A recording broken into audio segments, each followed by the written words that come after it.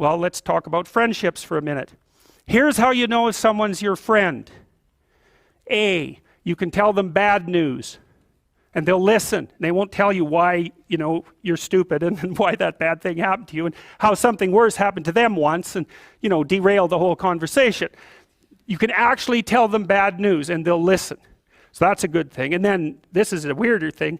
You can tell them good news and they'll help you celebrate.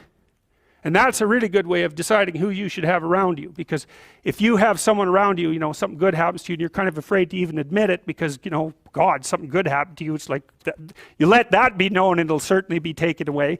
So, you come out and you sort of tell someone half-heartedly that something good happened to you, and they give you a whack and then talk about, the great thing that happened to them 3 years ago, or worse, the great thing that happened to someone that they knew 3 years ago.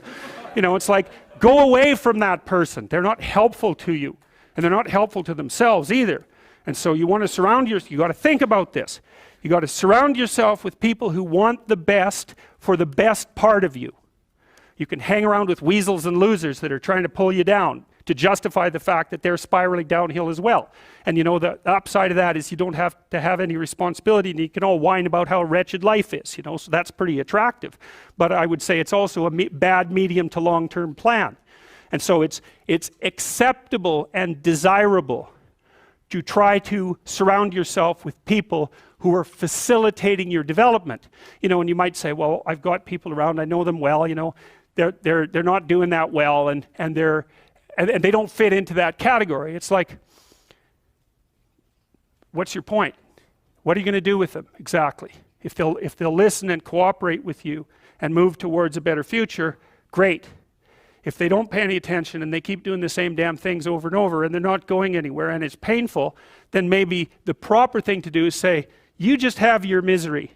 I'll go off and have my life. And maybe you'll wake up at some point in the future and think that's a better way of being. Because just putting up with it is, well, they call that enabling, right? You put up with that sort of behavior, you're providing tacit consent for it and even tacit approval. It's like, it's a bad idea. You have, I would say, both the right and the responsibility to surround yourself with people who are good for the best part of you.